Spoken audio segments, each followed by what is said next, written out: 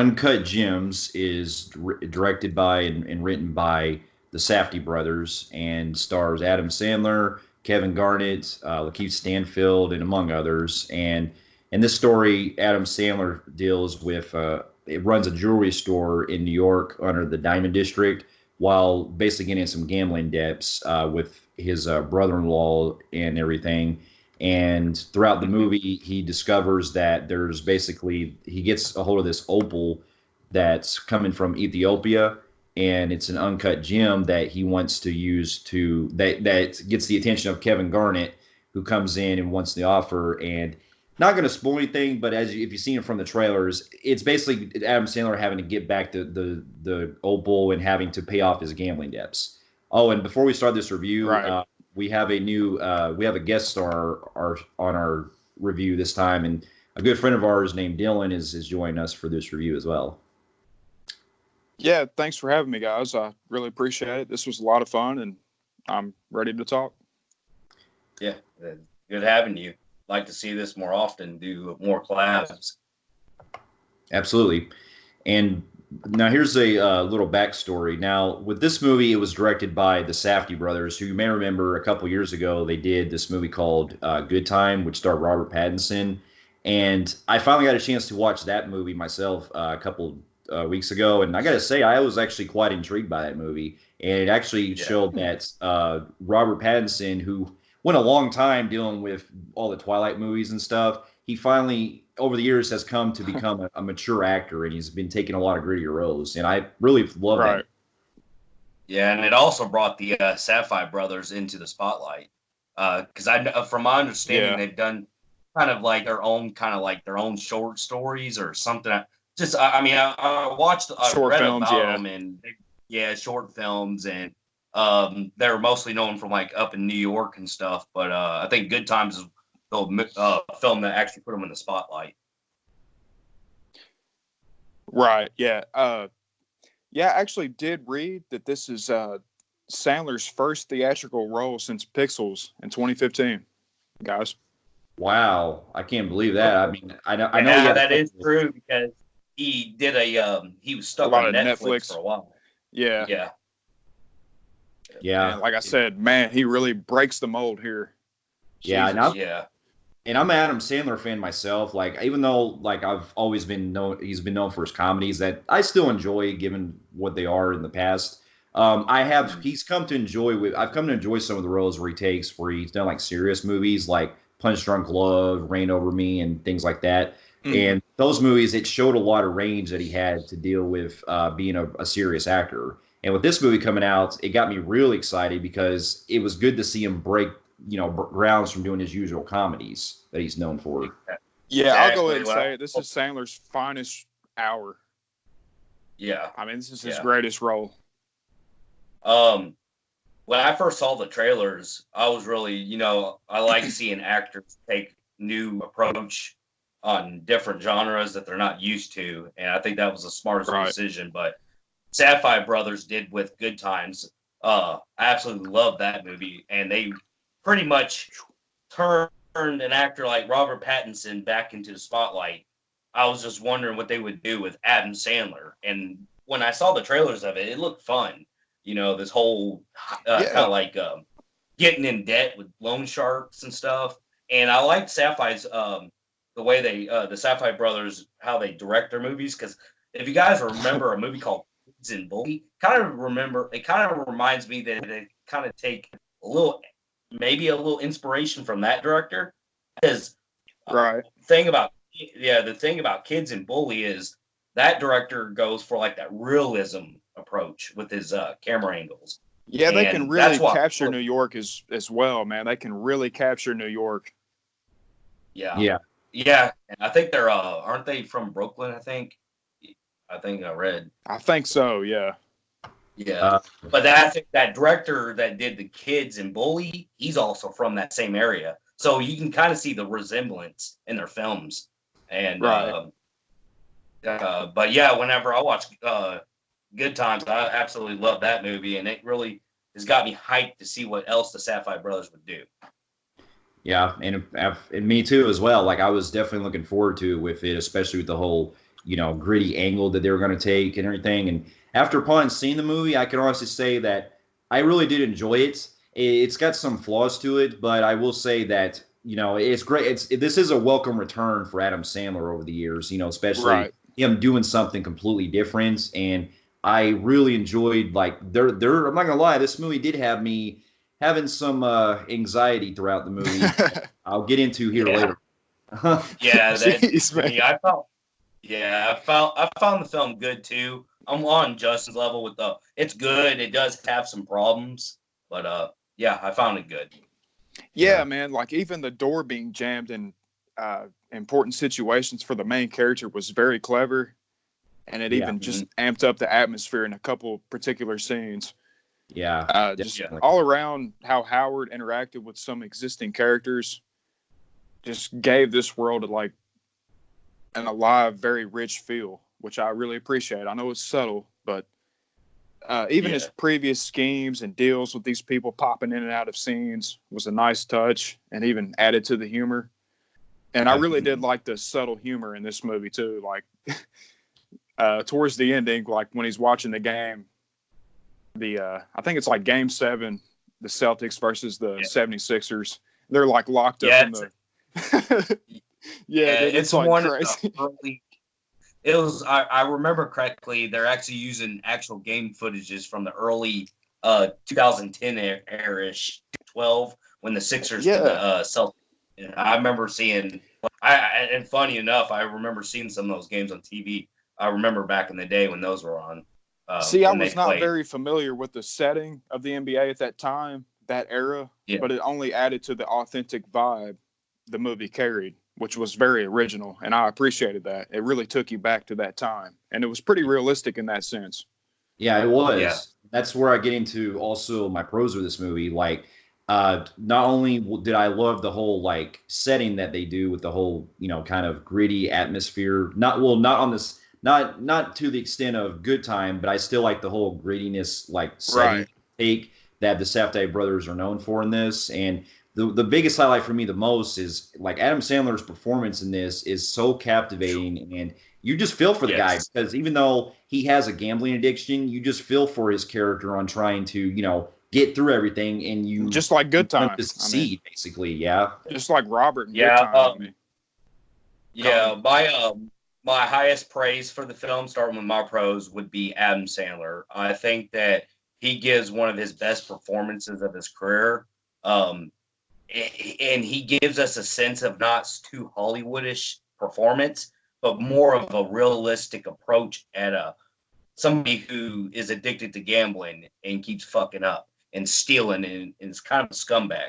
I really enjoyed that, and I think this is one of his best performances. Right. And it really lifted up. Now, if you were to get an actor who is just known for this genre, particular just plays this type of role, I think that this film would have felt less enjoyable. That's how much Adam Sandler brings to this movie, because I it's totally neat agree. To see somebody, that he's never known for the genre to do such a good performance like this. So that's one of my biggest praises. And another one would be like you said, the gritty atmosphere the Safdie Brothers can do.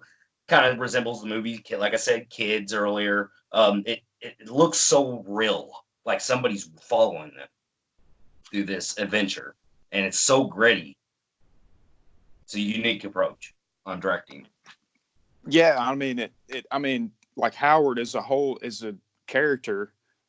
This is the outcome when you overstay your welcome and gambling overrides your mind and takes you over. You start messing with the wrong people, street thugs, more like. Yeah, and funny enough, we live in an area where we got casinos quite a bit around us, and I've seen some fair share of people I know that's really out there on gambling, unfortunately. Yeah. Jeez.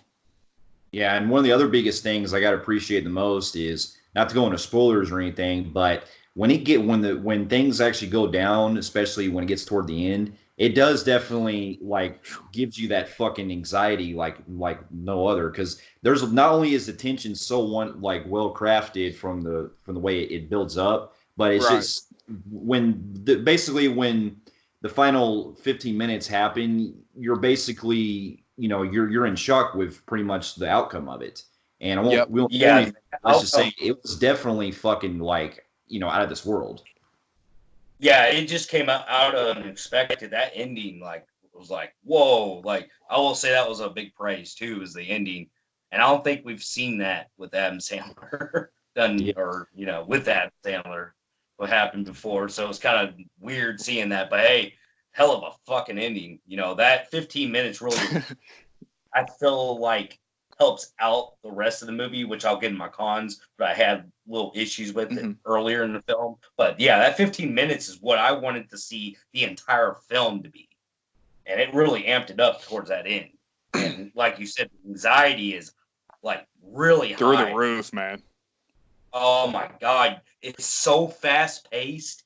Yeah, I can have a little issue with that. I can see a little issue with that, but it's New York. And that's what best describes New York is fast paced, move, move, move. And that's what they do with this film. Right. Yeah, even the camera angles, man, like I don't think there was any wide range shots in this movie. It was all close ups. Like I've kind of took note of that. But yeah, I would even switch gears and say this was even a solid, supportable cast. I've noticed the directors take a sort of street casting approach, like Kevin Garnett, Julia Fox, I think is her name, which we needed more screen time of. But and I think they really described Howard well in an interview I seen. They called him a romantic gambler, which I would agree with. Yeah, they do. The brothers are known to they try to go after more street looking people. Which I really respect that, man. I do too. I thought that it was great, that authentic feel that they were going for. And plus, I got to give credit to the girl, Julia Fox, who played Julia. She was great too, and she really stood out pretty well. She could have definitely used more screen time to kind of elaborate on some things, but whenever she was on screen, especially with Sandler, it definitely does pull in something toward the end that I thought was pretty cool too.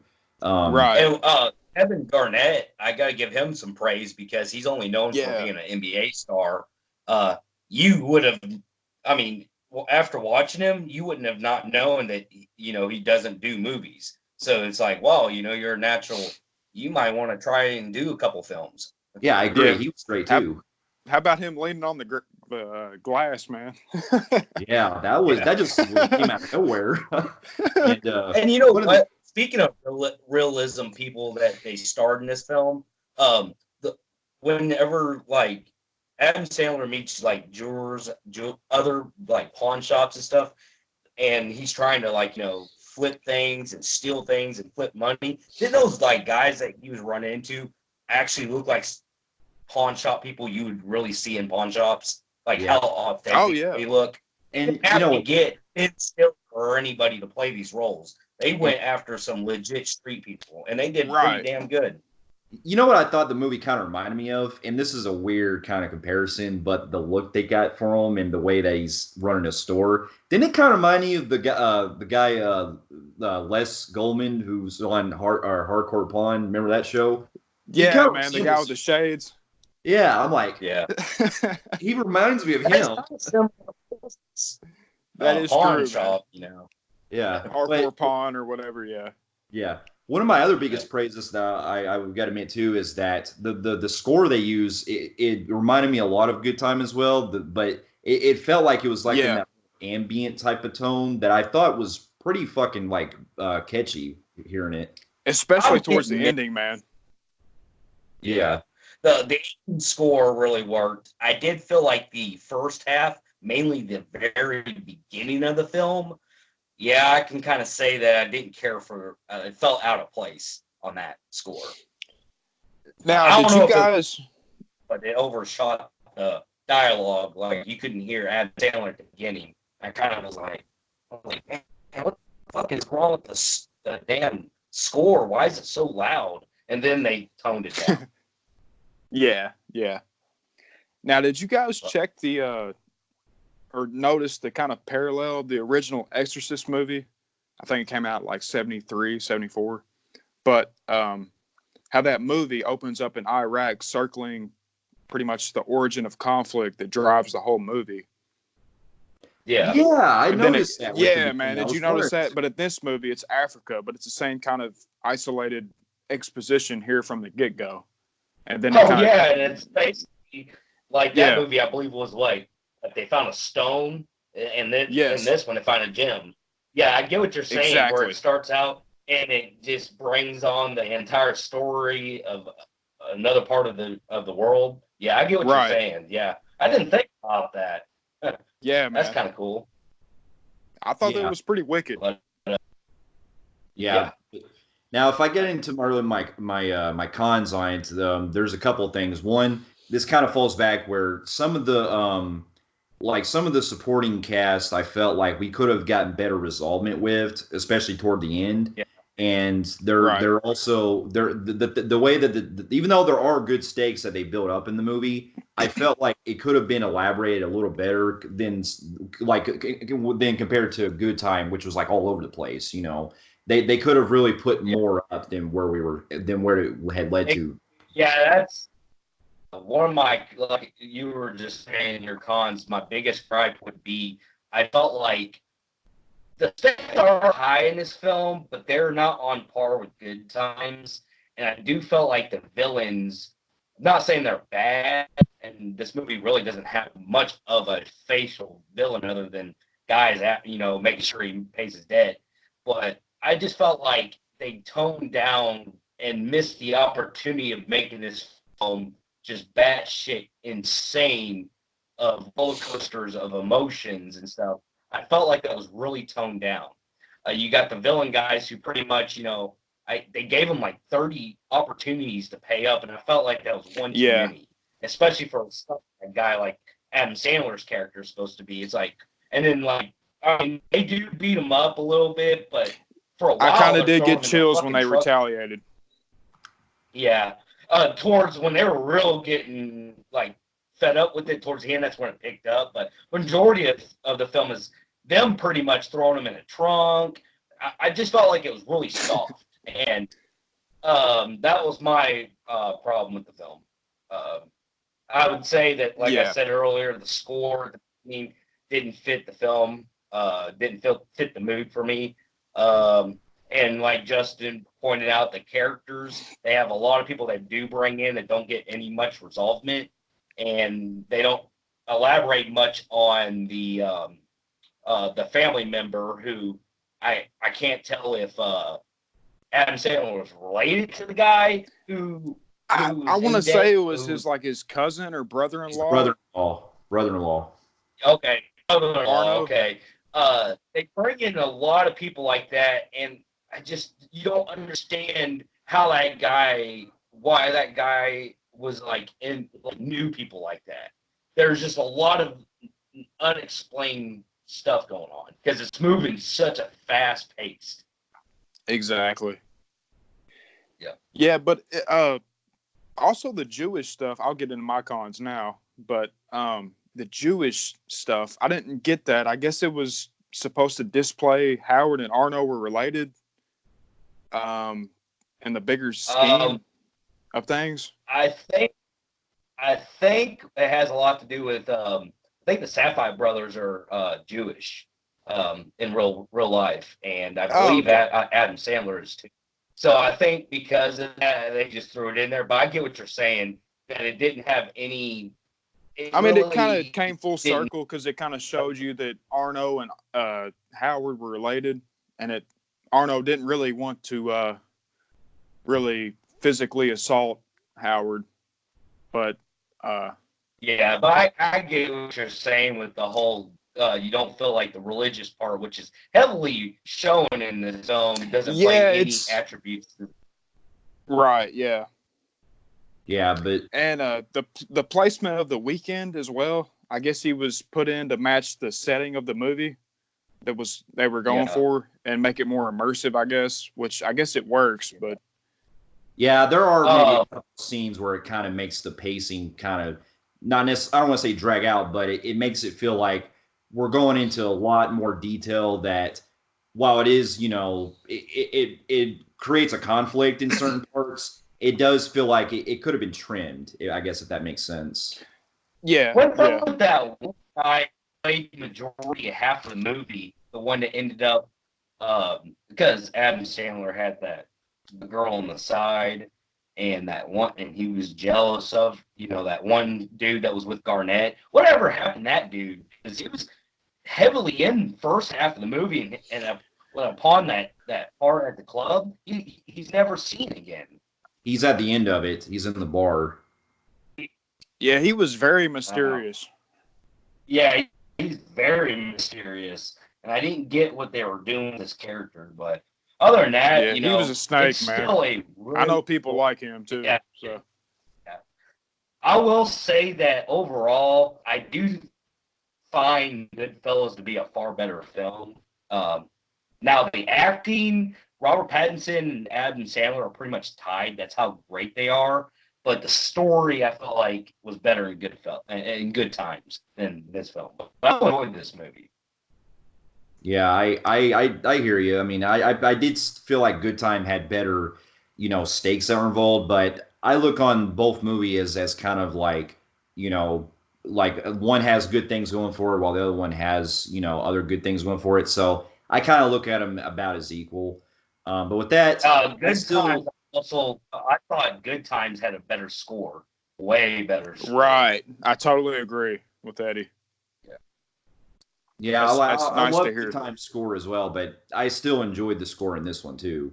But with that being said, I did highly enjoy the movie, and if Adam Sandler does at least get some like some accolades, it would be nice to see him finally at least get possibly nominated. Maybe not win, but at least get nominated for an Academy Award, because I think that he definitely pulled it off. And with that, I'm going to give the movie I'm going to go for a little more, just a slightly above you, Eddie, on going a high compelling grade on the Film Freaks meter. I gave you my score yesterday, but I'm going to go back because I did have a little bit more problems now that I had time to sit on it. So I'm going to give this film, and I think this is doable, low compelling grade on Film Freaks meter. I'll give it a 8 out of 10. Okay. That's fair enough. Yep. 7, maybe like a 7.8 out of 10. Yeah. Fair enough. For those you've also seen, Uncut Gems, let us also know in the comments below what you thought about it, and if you like what you see here, and you can feel free to check out more of our reviews on our channel, and also on our website at filmfreaks.com. And thank you so much for having us, Dylan. It's great that you came on and gave your thoughts as well. And you're welcome to check us out on Facebook, and you can also check out our friend Dylan Scott as well on Facebook. And we'll see you guys in our next review. We'll see you later. Later.